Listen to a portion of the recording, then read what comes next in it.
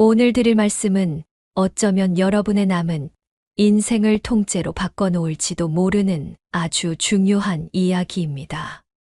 70평생을 남을 위해, 가족을 위해, 자식들을 위해 쓸개까지 다 내어주며 살아온 분들일수록 오늘 이 말씀을 꼭 들으셔야 합니다.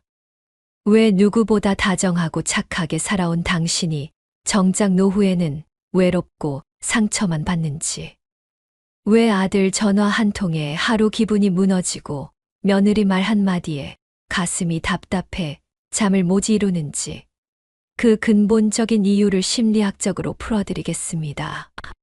영상이 끝날 때쯤 여러분은 감정에 휘둘리지 않고 내 삶의 중심을 단단히 잡는 법을 깨닫게 되실 겁니다.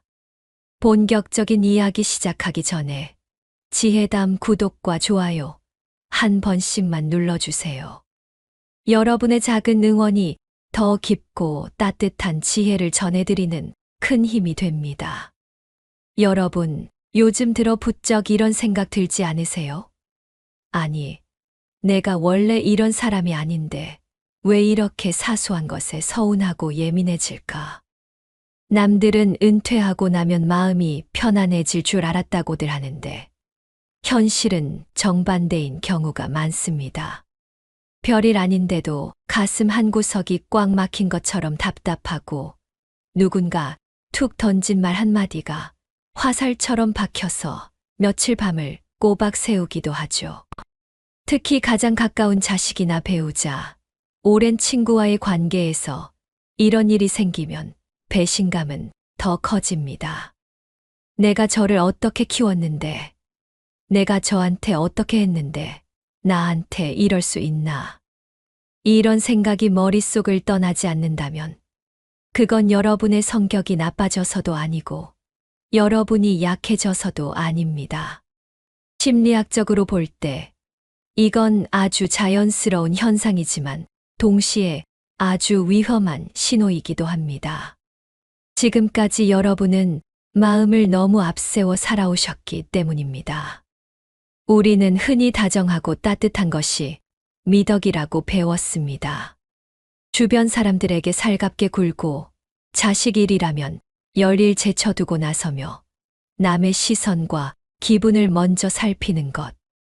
그것이 잘 사는 길이라고 믿었죠. 그런데 참 이상합니다. 그렇게 다정하게 정성을 쏟을수록 돌아오는 건 고마움이 아니라 당연함이고 존중이 아니라 무관심인 경우가 많거든요. 오히려 감정을 잘 드러내지 않고 조금은 무심해 보이는 사람이 주위의 존중을 받고 관계에서도 주도권을 쥐는 모습을 보면 허탈하기까지 합니다. 왜 그럴까요? 왜 다정하면 지고 무심하면 이긴다는 말이 나오는 걸까요? 심리학에서는 이를 감정과 행동 사이의 간격이라고 표현합니다. 나이가 들수록 신체적 에너지는 줄어드는데 상대적으로 감정의 파동은 더 민감해집니다. 자식이 전화를 안 받으면 바쁜가 보다 하고 넘기지 못하고 나를 무시하나?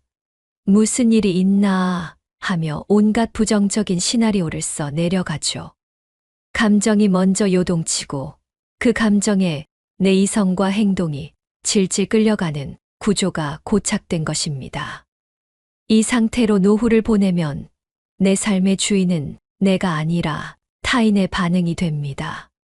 아들이 웃어주면 행복하고 며느리가 무뚝뚝하면 불행해지는 삶. 내 행복의 열쇠를 남의 손에 쥐어준 셈이죠. 오늘 제가 여러분께 제안하는 해결책은 바로 무심입니다. 다시 말씀드리지만 무심은 상대방을 무시하거나 차갑게 대하라는 뜻이 아닙니다. 감정을 아예 느끼지 말라는 것도 아니에요. 무심은 느끼되 즉시 반응하지 않는 능력입니다. 내 마음속에 파도가 일어날 때 그 파도에 올라타 같이 휩쓸려 가는 게 아니라 해변에 서서 그 파도가 밀려왔다 나가는 것을 가만히 지켜보는 힘입니다. 내가 이렇게까지 했는데 라는 생각이 드는 순간 그게 바로 가장 위험한 신호입니다.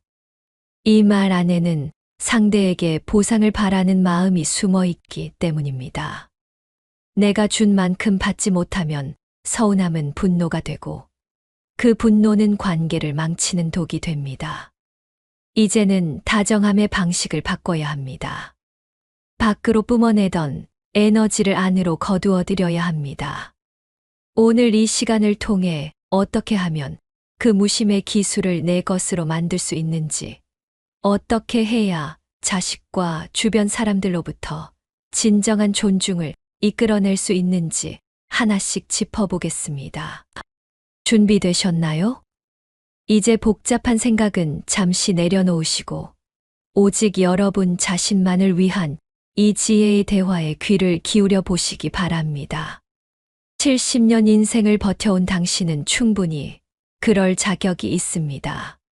본격적으로 이야기를 풀어나가기 전에 우리가 먼저 인정해야 할 아픈 진실이 하나 있습니다. 왜 항상 상처받는 쪽은 더 열심히 산 사람일까요? 왜 더 많이 사랑하고 더 많이 배려한 당신이 노후에 더 큰 외로움을 느껴야 할까요?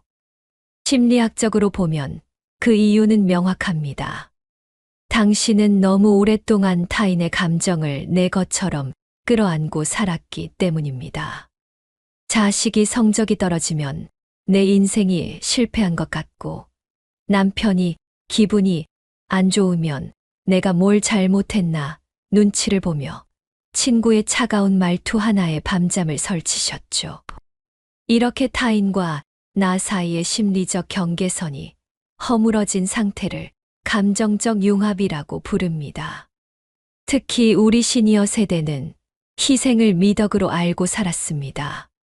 내가 조금 참고, 내가 조금 더 움직여서 가정이 평온하다면 그것이 내 행복이라 믿었죠. 하지만 여러분, 이제는 냉정해지셔야 합니다. 그 다정함이 지나치면 상대방에게는 통제로 느껴지거나 당연한 서비스로 전락하고 맙니다. 예를 들어볼까요? 자식 집에 반찬을 해서 보내주는 상황을 생각해 봅시다. 정성을 다해 음식을 만들어 보냈는데 며느리나 아들이 고맙다는 문자 한 통이 늦습니다. 그러면 마음속에서 어떤 소리가 들리나요? 어떻게 이럴 수가 있나? 애미가 고생해서 보낸 줄 뻔히 알면서. 이때부터 머릿속은 복잡해집니다. 서운함이 꼬리에 꼬리를 물고 급기야는 내가 자식을 잘못 키웠나 하는 자책까지 이어지죠. 이게 바로 다정함의 함정입니다. 내가 준 만큼 돌아오지 않을 때 느끼는 그 결핍이 나의 노후를 갉아먹는 것입니다. 여기서 필요한 기술이 바로 무심입니다. 음식을 보냈으면 내 역할은 거기서 끝입니다. 상대가 맛있게 먹든 냉장고에서 상해가든 그건 그들의 몫입니다. 나는 내가 하고 싶어서 준 것이고 그 이후의 반응은 내 소관이 아니다라고 선을 긋는 연습, 그것이 무심의 시작입니다. 많은 분이 오해하십니다. 무심하게 살면 자식들이 더 멀어지는 것 아닌가요? 정 없는 노인네라고 욕먹으면 어쩌죠? 그런데 현실은 정반대입니다. 여러분, 주변을 한번 가만히 살펴보세요. 자식들에게 사사건건 간섭하고 내 마음 좀 알아달라고 하소연하고 감정적으로 매달리는 부모 곁에 자식들이 즐겁게 머무나요? 아니면 자기 생활 단단히 지키면서 자식이 오든 말든 무심하게 자기 길을 가는 부모를 더 어려워하고 존중하나요? 인간관계의 역설은 여기서 발생합니다. 내가 상대를 필요로 하는 마음이 클수록 상대는 나로부터 도망치고 싶어 합니다. 반대로 내가 상대의 반응에 무심해지고 나 자신의 평온에 집중할 때 사람들은 비로소 나의 존재감을 느끼고 내 곁으로 다가옵니다. 심리학에서는 이를 자기 분화라고 합니다. 타인의 감정과 나의 감정을 분리하는 능력이지요. 이 능력이 낮은 사람은 주변 사람의 표정 하나에 내 하루 전체가 흔들립니다. 하지만 이 능력이 높은 사람은 상대가 화를 내든 짜증을 내든 저 사람은 지금 기분이 안 좋구나 하고 객관적으로 바라볼 뿐 자신의 평온을 깨뜨리지 않습니다. 노후의 품격은 바로 이 간격에서 나옵니다. 자식의 인생은 자식의 것이고 내 인생은 내 것입니다. 아들이 사업이 안 돼서 힘들어하면 안타까워해 주되 같이 밤을 새우며 괴로워해서는 안 됩니다. 며느리가 육아 때문에 힘들어하면 도와줄 수 있는 선에서 도와주되 그 불평을 내 가슴으로 다 받아내서는 안 됩니다. 내가 이렇게까지 했는데 라는 생각이 고개를 들 때마다 스스로에게 속삭이세요. 아니, 나는 여기까지다. 그 이상은 내 영역이 아니다. 이 무심함은 차가운 외면이 아닙니다. 오히려 상대를 온전한 인격체로 존중하기 때문에 가능한 성숙한 거리두기입니다. 내가 감정적으로 단단해질 때 비로소 자식들도 부모를 의지의 대상이나 감정 쓰레기통이 아닌 닮고 싶은 어른으로 바라보기 시작합니다. 말이 많아질수록 손해를 보는 것도 같은 맥락입니다. 우리는 내 마음을 알아달라고 자꾸 설명하고 설득하려 합니다. 하지만 감정이 격해진 상태에서 나오는 말은 대개 잔소리가 되거나 비수가 되어 돌아옵니다. 즉시 반응하고 싶은 욕구를 하루만 참아보세요. 그 하루라는 시간 동안 감정의 찌꺼기는 가라앉고 오직 본질만 남게 됩니다. 그렇게 하루를 견디고 나면 신기하게도 어제 나를 죽일 듯 괴롭혔던 그 서운함이 별것 아닌 것처럼 느껴집니다. 그게 바로 무심의 승리입니다. 반응하지 않음으로써 나는 내 에너지의 소모를 막았고 관계의 파국을 피했으며 무엇보다 내 마음의 평온을 지켜낸 것입니다. 여러분, 이제는 이기는 법이 아니라 지지 않는 법을 배우셔야 합니다. 세상의 풍파에 지지 않고 자식의 무심함에 지지 않고 나 자신의 요동치는 감정에 지지 않는 법. 그 핵심은 바로 무심에 있다는 사실을 잊지 마십시오.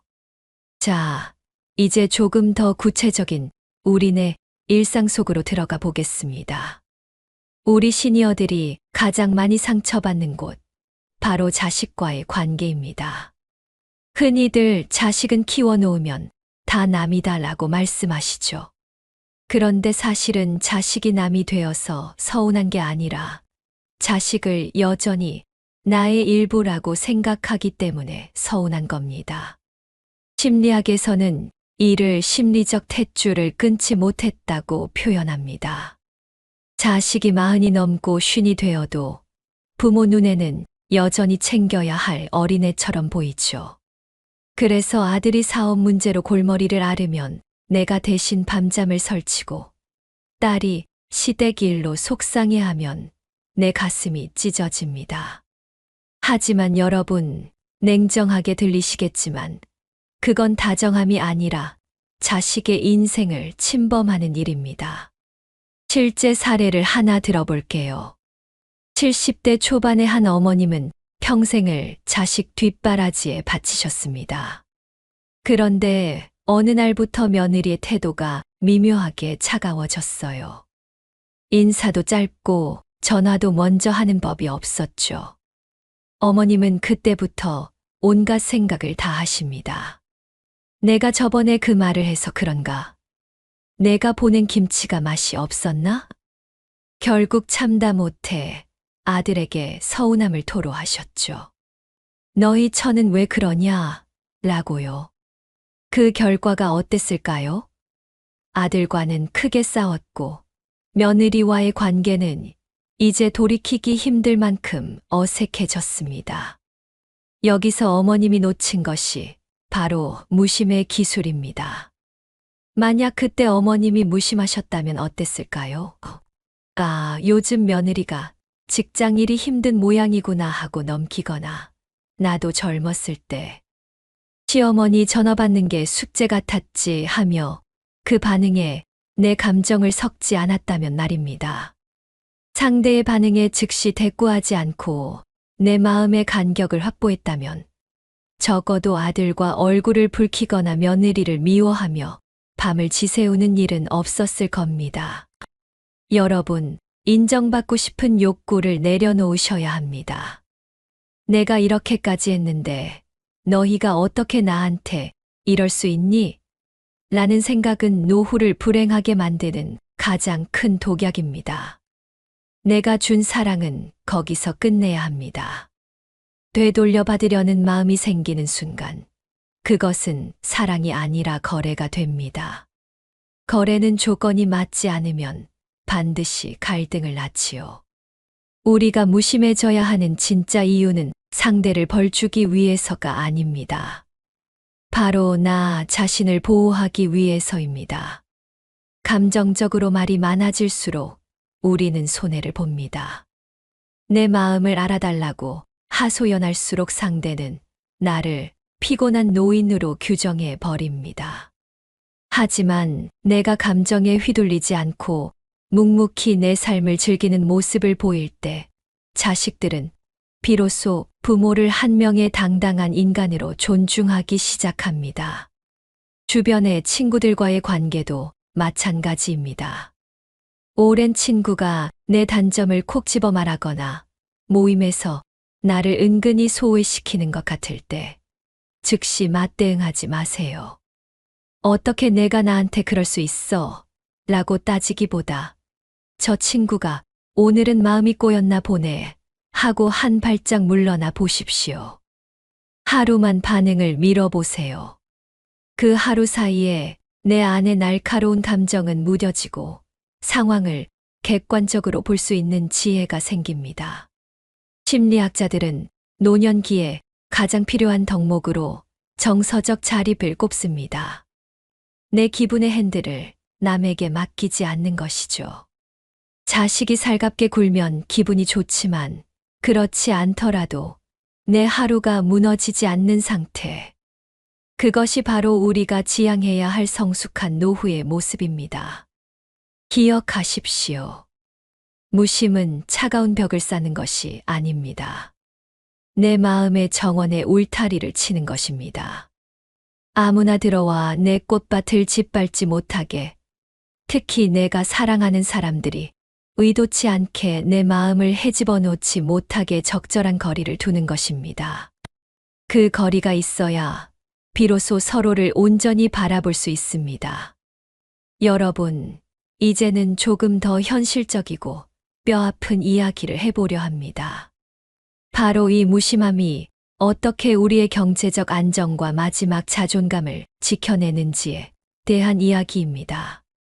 흔히들 노후의 3대 요소를 돈, 건강, 인간관계라고 하죠. 그런데 이 세 가지를 한꺼번에 무너뜨리는 주범이 무엇인지 아십니까? 바로 통제할 수 없는 감정입니다. 먼저 돈 문제를 생각해 봅시다. 시니어들이 노후 자금을 잃게 되는 가장 큰 이유 중 하나가 무엇일까요? 사기 때문일까요?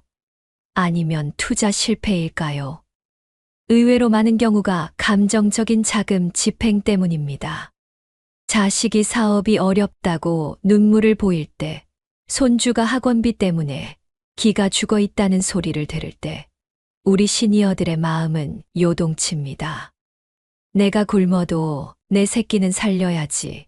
이 다정하고 따뜻한 마음이 문제입니다. 심리학적으로 보면 이건 사랑이라기보다 상대의 고통을 지켜보지 못하는 나의 감정적 조급함입니다. 이때 필요한 것이 바로 무심의 기술입니다.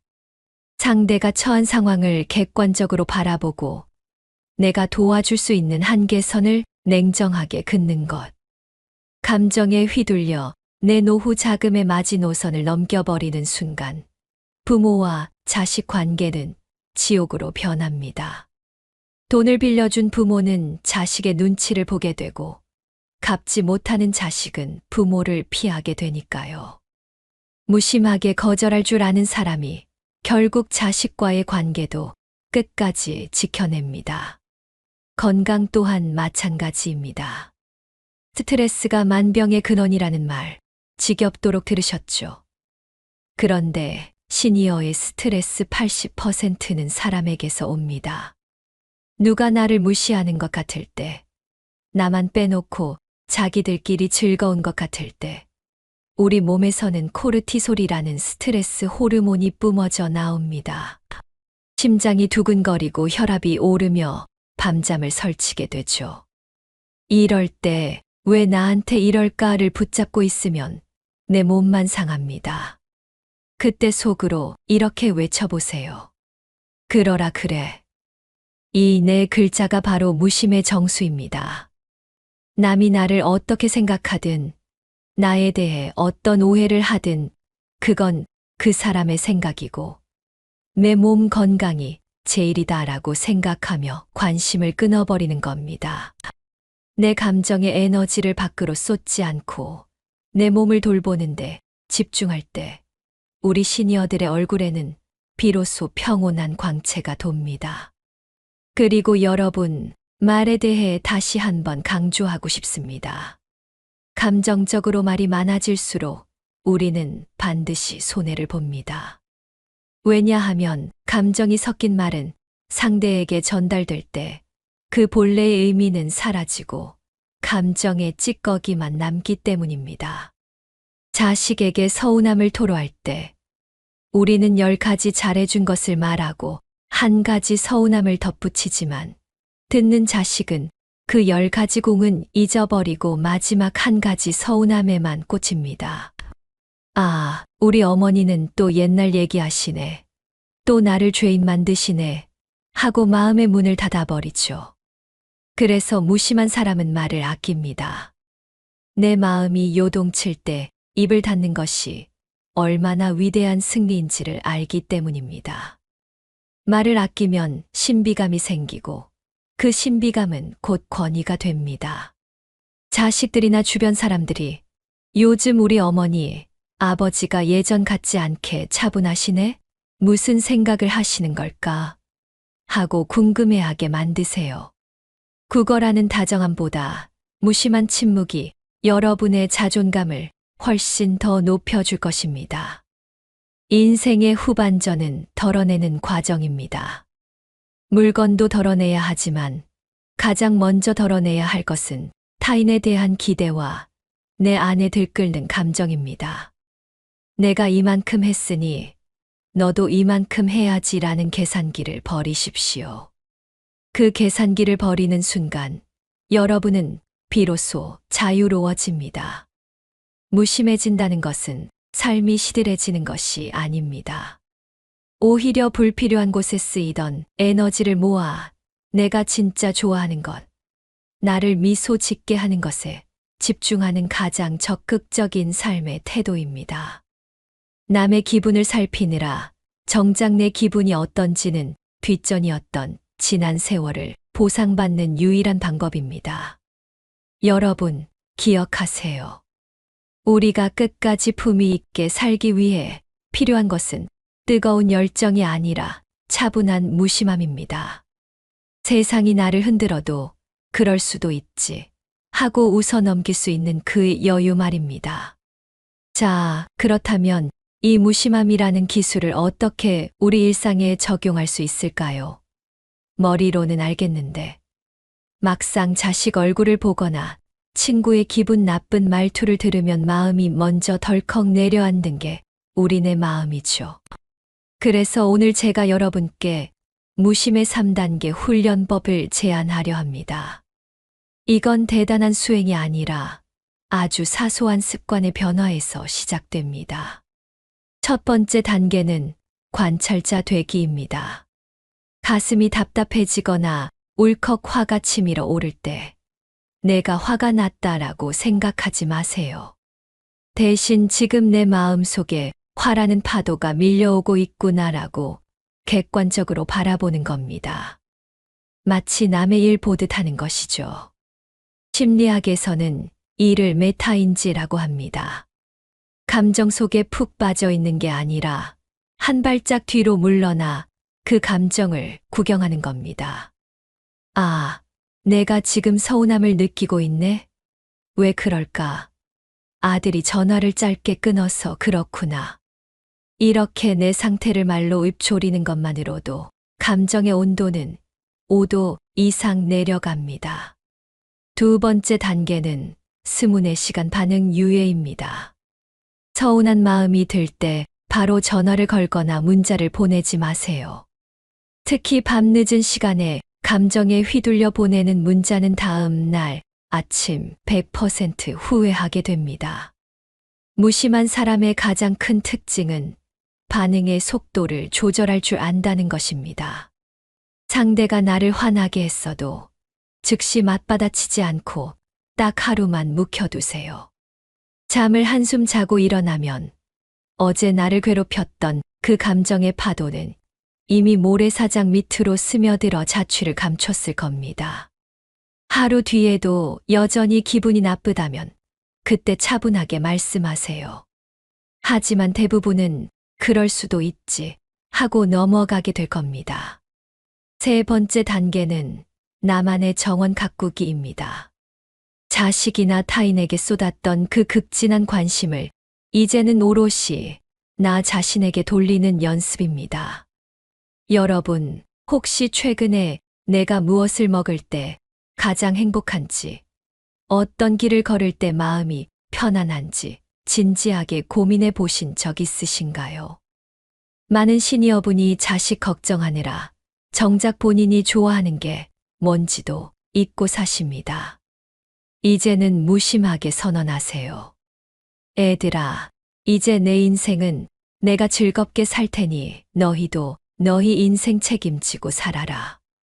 그리고 내가 배우고 싶었던 것, 가보고 싶었던 곳을 찾아 떠나세요. 부모가 자기 삶을 즐기며 당당하게 살아갈 때 자식들은 비로소 부모를 짐이 아닌 존경의 대상으로 보게 됩니다. 내가 나를 대접해야 남도 나를 대접하는 법입니다. 여기서 한 가지 더 우리가 꼭 버려야 할 습관이 있습니다. 바로 감정적 기억의 되새김질입니다. 작년 명절에 며느리가 이랬지. 5년 전 환갑 때 아들이 저랬지 하며 지난 상처를 자꾸 꺼내어 먼지를 터는 분들이 계십니다. 이건 내 마음의 방에 쓰레기를 계속 쌓아두는 것과 같습니다. 무심함의 핵심은 현재에 머무는 것입니다. 지나간 일은 지나간 대로, 다가올 걱정은 다가올 대로 놔두세요. 하루 5분만이라도 눈을 감고 깊은 호흡을 하며 생각의 소음을 꺼보시기 바랍니다. 숨이 들어오고 나가는 것에만 집중해 보세요. 그 짧은 정적이 여러분의 뇌를 쉬게 하고 감정의 찌꺼기를 씻어내 줍니다.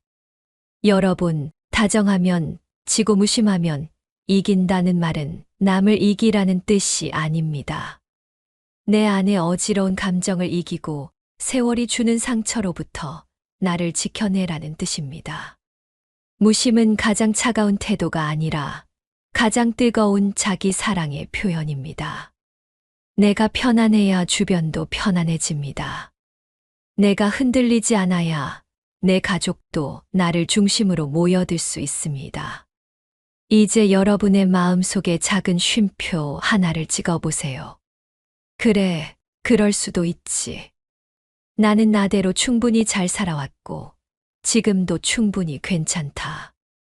이 믿음이 여러분의 노후를 가장 단단하고 아름답게 만들어줄 것입니다. 자, 이제는 조금 더 실제적인 대화의 기술로 들어가 보겠습니다. 무심함을 장착한 시니어가 자식이나 주변 사람과 대화할 때 어떻게 하면 상처받지 않고 오히려 존중을 끌어낼 수 있을까요? 핵심은 말의 무게중심을 나에게 두는 것입니다. 많은 부모님이 자식과 대화할 때 너는 왜 그러니? 너는 왜 연락도 없니? 하며 상대의 행동을 지적하는 너희 화법을 씁니다. 하지만 이건 상대를 방어적으로 만들고 대화를 단절시킵니다. 무심한 대화법은 다릅니다. 상대가 어떤 행동을 하든 일단 그럴 수 있다는 무심한 태도를 견지하면서 내 상태만 담백하게 전달하는 것이죠. 예를 들어 자식이 약속을 어겼을 때 화를 내며 몰아세우는 대신 이렇게 말해보세요. 나는 오늘 너를 기다리느라 조금 피곤하구나. 다음에는 미리 알려주면 좋겠다. 그럼 쉬어라. 끝입니다. 더 이상 길게 설명하거나 훈계하지 마세요. 여기서 중요한 건 그럼 쉬어라 하고 말을 끊는 무심함입니다. 내 할 말만 하고 내 평온을 찾아 돌아오는 것이죠. 이렇게 짧고 명확하게 의사를 전달할 때 자식은 오히려 부모의 권위와 서운함을 더 깊게 느낍니다. 또한 노후의 가장 큰 적인 외로움을 대하는 무심함에 대해 이야기하고 싶습니다. 우리는 흔히 외로움을 나쁜 것, 피해야 할 것으로 여깁니다. 그래서 자식에게 전화를 걸고 친구들을 찾아다니며 그 빈 공간을 채우려 하죠. 하지만 타인으로 채운 외로움은 타인이 떠나면 더 큰 구멍이 되어 돌아옵니다. 심리학에서는 외로움을 고독 solitude으로 승화시키라고 조언합니다. 고독은 혼자 있는 즐거움입니다. 무심한 사람은 혼자 있는 시간을 두려워하지 않습니다. 오히려 그 시간을 자신을 돌보고 공부하며 마음을 닦는 기회로 삼습니다. 남들이 나를 찾아주지 않으면 어쩌지? 라는 걱정에서 무심해지세요. 내가 혼자서도 충분히 즐겁고 단단해 보일 때 사람들은 그 향기에 이끌려 자연스럽게 모여들게 되어 있습니다. 여러분, 인생은 결국 혼자 가는 길입니다. 자식도 배우자도 끝까지 내 곁을 지켜줄 수는 없습니다. 마지막까지 내 곁에 남는 유일한 사람은 바로 나 자신입니다. 그런데 우리는 평생 남의 눈치를 보느라 정작 나 자신과는 친해질 시간이 없었습니다. 이제는 타인에게 향했던 그 뜨겁고도 피곤한 관심을 거두어 나 자신을 향한 따뜻한 무심함으로 바꿔보세요. 그래, 누가 뭐래도 나는 내 인생을 성실히 살아왔다. 이제는 좀 쉬어도 된다. 남들의 반응에 일일이 대응하지 않아도 내 가치는 변하지 않는다. 이런 자기 확신이 있을 때 우리는 비로소 진정한 자유를 얻습니다. 누군가 나를 비난해도 그건 당신의 의견일 뿐이라며 무심하게 넘길 수 있고, 누군가 나를 칭찬해도 감사하지만 거기에 취하지 않겠다는 평정심을 유지할 수 있습니다. 심리학적으로 볼 때 감정에 휘둘리지 않는 사람은 뇌의 에너지를 아주 효율적으로 쓰는 사람입니다. 불필요한 감정 소모가 없으니 판단력이 흐려지지 않고 노후에 겪을 수 있는 수많은 선택의 기로에서 가장 현명한 답을 찾아냅니다. 그것이 돈이든 건강이든 인간관계든 말이죠. 여러분, 다정함이 병이 되어 돌아오는 시대입니다. 지나친 배려가 나를 갉아먹고 있다면 이제는 그 다정함을 조금 접어두셔도 됩니다. 조금은 무뚝뚝해도 괜찮습니다. 조금은 이기적이어도 괜찮습니다. 여러분이 먼저 평온해야 여러분의 가정도 노후도 평온해집니다. 무심함은 차가움이 아니라 오래 가기 위한 가장 성숙한 사랑의 기술이라는 것을 다시 한번 가슴에 새기셨으면 좋겠습니다. 어느덧 오늘 이야기의 마지막 페이지에 다다랐습니다. 긴 시간 동안 저와 함께 마음의 길을 걸어오신 여러분, 어떠셨나요? 아마 영상을 보시면서 그래, 내가 그동안 너무 마음을 앞세워 살았구나 하고 무릎을 치신 분도 계실 것이고, 이제라도 무심해지는 법을 배워서 다행이다라며 안도의 한숨을 내쉬는 분도 계실 겁니다.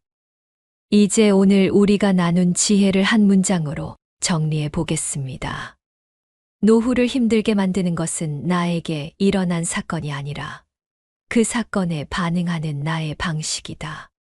자식이 연락을 안 하는 사건, 친구가 서운한 말을 하는 사건, 몸이 예전 같지 않은 사건. 이런 일들은 우리가 통제할 수 없습니다. 하지만 그 사건을 보고 어떻게 나한테 이럴 수 있나 하며 불같이 화를 낼지, 아니면 그럴 수도 있지 하며 무심하게 넘길지는 오로지 우리의 선택에 달려 있습니다. 이 선택권이야말로 인간이 가질 수 있는 마지막이자 가장 강력한 자유입니다. 여러분, 지금까지 참 열심히 사셨습니다. 자식들 입에 밥 들어가는 것만 봐도 배부르고, 남들한테 손가락질 안 받으려고 내 마음은 피멍이 들어도 겉으로는 웃으며 살아오셨죠. 하지만 이제는 그 다정함의 화살표를 밖이 아닌 안으로 돌리셔야 합니다. 나 자신에게 다정해지기 위해 타인에게는 기꺼이 무심해지십시오. 무심은 결코 고립이 아닙니다. 오히려 더 큰 연결을 위한 준비입니다.